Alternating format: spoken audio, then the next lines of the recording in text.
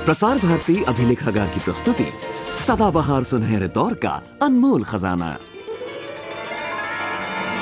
बहनों और भाइयों, मेरे देशवासी बहनों और भाइयों, साथी नागरिकों, बहनों और भाइयों, बहनों भाइयों और मेरे देश के प्यारे बच्चों, संग्रहालय के गलियान से समृद्ध साहित्य।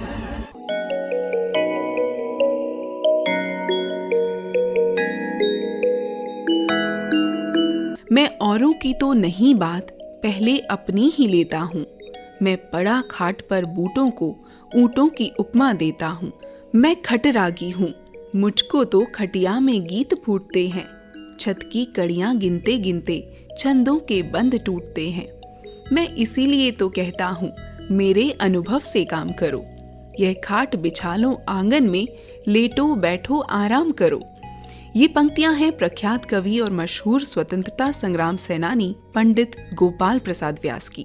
सन 42 में नेता तो सब गिरफ्तार हो गए थे और जनता ने जो है करो या मरो का सिद्धांत पालन करना शुरू कर दिया था। लेकिन हमारी मथुरा में 2 दिन हो गए, कुछ हुआ ही नहीं था। तो मैं उठा और उठ करके एक स्कूल के विद्यार्थियों को खड़ा किया और वहाँ से स्कूल बंद कराया। दूसरे स्कूल के विद्यार्थियों को साथ किया, उसे बंद कराया।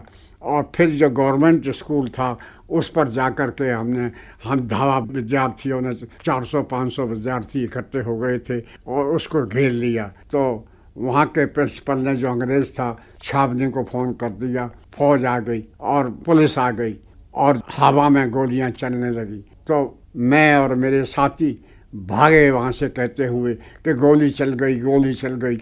मेरे साथियों ने कहा कि तुम घर मत जाना, पुलिस तुम्हारे घर को घेर ले आए और तुम्हारी तलाश में फिर रही है। तो मैंने कहा ठीक है।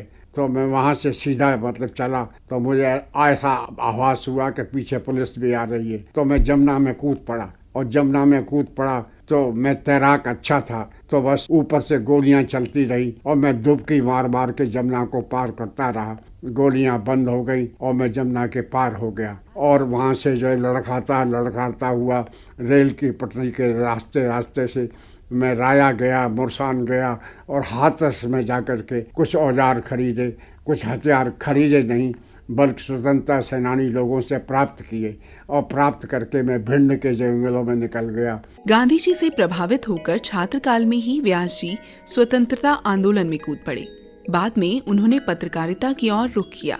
कवि गोष्ठी और सभाओं से गुजरते हुए उनकी हास्य रस की धारा अखबारों में रंग सजाने लगी। गलत न समझो, मैं कवि हूँ प्रयोगशील, खादी में रेशम की गांठ जोड़ता हूँ मैं। कल्पना कड़ी से कड़ी, उपमा सड़ी से सड़ी, मिल जाए पड़ी उसे नहीं छोड़ता हूँ मैं। इटावे में श्रीमान नारायण अग्रवाल के चाचा रहते थे। उन्होंने मुझे पहचाना और पहचान करके मुझसे पूछा और एक छोटी सी गोष्ठी की और गोष्ठी करके जो है उन्होंने मुझे मेरी कविताएं सुनी। तो उस वक्त मैं कविताएं तो लिखता ही था और खड़ी बोली की हास्य कविताएं शुरू हो गई थी। तो उसमें से कविता थी, ए मजिस्ट्रेट महाराज हमारी पत्नी पर कंट्रोल करो, घी तेल नमक शक्कर माचिस इन सब पर कंट्रोल हुआ तो यही एक क्यों बचे प्रभु जी, इसका भी कुछ बोल करो। और फिर साले ने परेशान कर रखा है, मेहमानों ने परेशान कर रहा है, ऐसी कविता थी। ऐसी कविताएं ली और वहाँ पर इत्तेफाक से हिंदुस्तान का एक मैगजीन संपादक बैठा हुआ था, उसने मेरी वो कविताएं ले ली और दैनिक हिंदुस्तान में चारों छपी वो। स्वतंत्रता संग्राम के कारण व्यास जी अपनी परीक्षा भी नहीं दे सके और मथुरा से कक्षा 7 तक पढ़ने के बाद उनकी स्कूली शिक्षा समाप्त हो गई। भटक रहे हो कहाँ, वृद्ध बरगद की छांव घनी होती है, अरी पुराने हीरे की कीमत दुगुनी तिगुनी होती है। व्यास जी ने कविता की बाह मजबूती से थाम ली। कविता ही मेरी प्राण है, मेरे जीवन सर्वस्व है, यही मेरा व्यक्तित्व है। यूँ मैं पत्रकार के रूप में भी जाना जाता हूँ, समालोचक के रूप में भी जाना जाता हूँ, हिंदी के सेवक के रूप में जाना जाता हूँ। लेकिन असल में मेरी मान्यता जो है वो पहचान जो है कवि रूप में ही है और मैं भी यही चाहता हूँ कि मुझे कवि के रूप में ही जाने। कविता जो है हमेशा से तो ये है कि वो मोतिन की सी मनोहर माल, गुहैत को अक्षर जोर मिलावे, प्रेम को पंथ कथा हरिनाम की, उक्ति उनूठी सुनाए के गावे, ठाकुर सो कवि भावे हमें, जो राज्यसभा में बड़प्पन पावे, पंडित और प्रवीणन को जो चित्त हरे सो कवित्व कहावे। साहित्य में योगदान के लिए उन्हें भारत सरकार द्वारा पद्मश्री, दिल्ली सरकार द्वारा शलाका सम्मान और उत्तर प्रदेश सरकार द्वारा यश भारती सम्मान दिया गया। अपने पर व्यंग्य करना उनके लिए बहुत ही सहज और सरल था। हाय न बूढ़ा कहो मुझे तुम, शब्दकोश में प्रिय और भी बहुत गालियां मिल जाएंगी, जो चाहे सो कहो मगर तुम, हाय न बूढ़ा कहो मुझे तुम। तो मैं पहले अपने ऊपर ही से लिखा हुआ कुछ 2 टुकड़े आपको सुनाता हूँ, सुन लीजिए। सूर सूर तुलसी शशि, उडगन केशव दास, पुराना दोहा है। और पंत निराला बल्ब है, लालटेन है व्यास, लालटेन है व्यास की जिसमें तेल नहीं है, और बत्ती बिगड़ी हुई जलाना खेल नहीं है, चिमनी फूटी हुई कि जिसका मेल नहीं है, मॉडल 39 की जिसकी सेल नहीं है। शब्द अर्थ और व्यंग से यद्यपि कोसों दूर हूँ, लेकिन इसको क्या करूँ, आदत से मजबूर हूँ। तो आदत से मजबूर हूँ होकर मैं व्यंग की और हास्य की कविताएं लिखता हूँ। व्यास जी का पहला कार्यक्षेत्र आगरा था। उन्होंने कई पत्रिकाओं का संपादन किया, जैसे साहित्य संदेश, दैनिक हिंदुस्तान, राजस्थान पत्रिका, सन्मार्ग, विकासशील भारत और अन्य। भाषण देने से सुनो, स्वयं नदियों पर पुल बंध जाएंगे बीसियों बांध, ऊसर हजार उग आएंगे। तुम शब्द शक्ति के इस महत्व को मत विद्युत से कम समझो, भाषण का बटन दबाते ही बादल पानी बरसाएंगे। ग्रामीण जीवन का रस घोलती हुई उनकी कविता हुक्का। भाइयों और बहनों, सावधान कानों पर कंटोप पहनो, क्योंकि मैं गाता हूँ। सावधान तानों से आसमान ढाता हूँ, होशियार हाथों से चांद पकड़ लाता हूँ। भुस में लगाते हुए आग सुने होंगे बहुत, पानी में आग देखिए अभी लगाता हूँ। अंदर कुछ पानी है, ऊपर कुछ धुआं है, दिल में अंगारे हैं, बाहर हुआ है। मिनट मिनट जलता हूँ, मिनट मिनट सड़ता हूँ। बैठकर बिरादरी में, पंचों में, गोष्ठी में गड़बड़ भी करता हूँ, गुड़गुड़ भी करता हूँ। कवि में नहीं हूँ, आदमी भी नहीं, हुक्का हूँ। व्यास जी ब्रजभाषा के कवि, समीक्षक और साहित्यकार थे। मेरी गीता में लिखा हुआ सच्चे योगी जो होते हैं, वो कम से कम 12 घंटे तो बेफिक्री से सोते हैं। खर्राटे पर लिखी हुई उनकी एक मोहक कविता।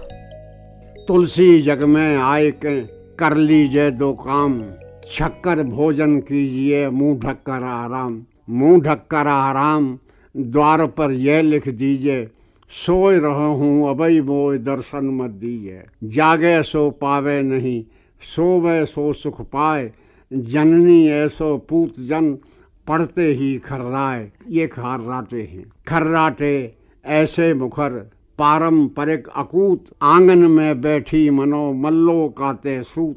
मल्लो काते सूत मुटल्लो मुठा बिलोवे, किधों टीन पर झगड़ बिलौटा बिल्ली से रोवे। कैकाऊ की भैंसिया पोखर में गर्राए, कैकाऊ की नासिका चाकी रही चलाए।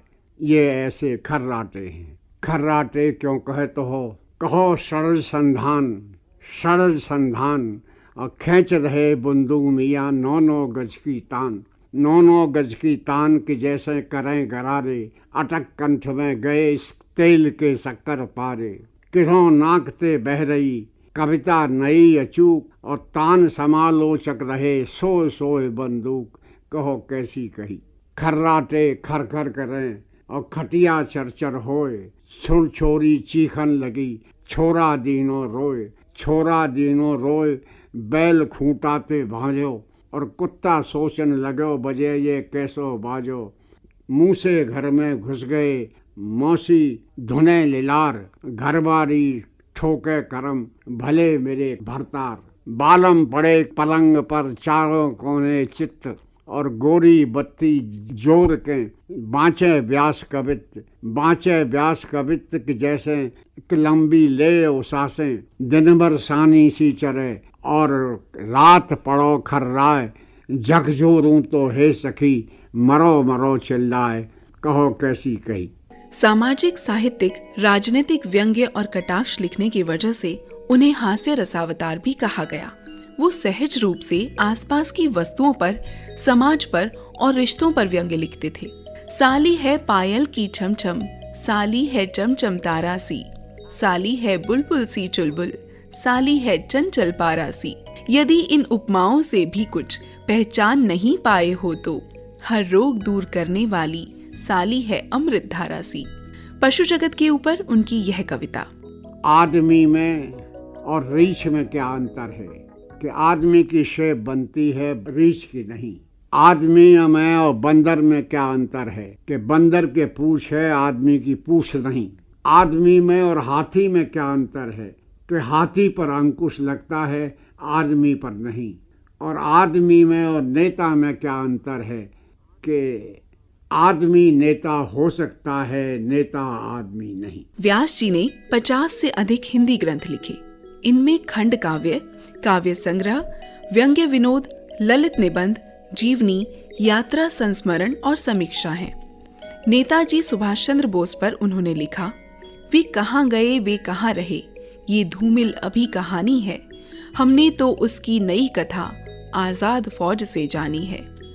वो खून कहो किस मतलब का जिसमें उबाल का नाम नहीं, वो खून कहो किस मतलब का जो आ सके देश के काम नहीं।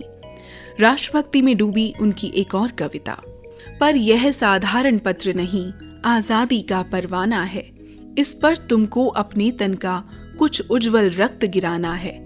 वह आगे आए जिसके तन में खून भारतीय बहता हो, वह आगे आए जो अपने को हिंदुस्तानी कहता हो।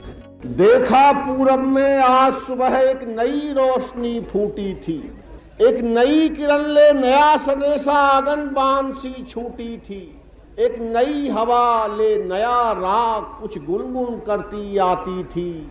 आजाद परिंदों की टोली एक नई दिशा में जाती थी। उस रोज तिरंगे फूलों की एक तुला सामने आई थी।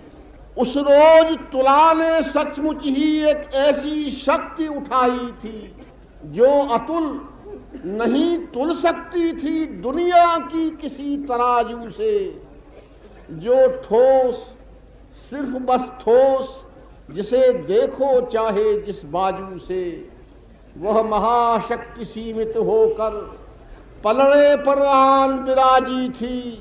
दूसरी ओर सोना चांदी रत्नों की लगती बाजी थी। उस मंत्रपूत मुद मंडप में सुमधुर शंख ध्वनि छाई थी, जब कुंदन सी काया सुभाष की पलड़े में मुस्काई थी।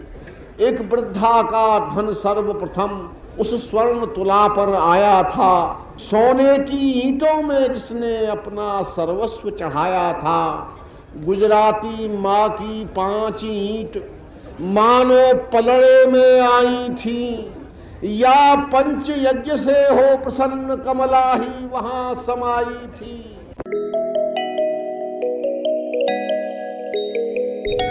अभी आपने सुना प्रख्यात कवि और स्वतंत्रता संग्राम सेनानी पंडित गोपाल प्रसाद व्यास को। कंपेयर थी रेखा रानी, लेखिका एवं निर्मात्री रंगोली श्रीवास्तव।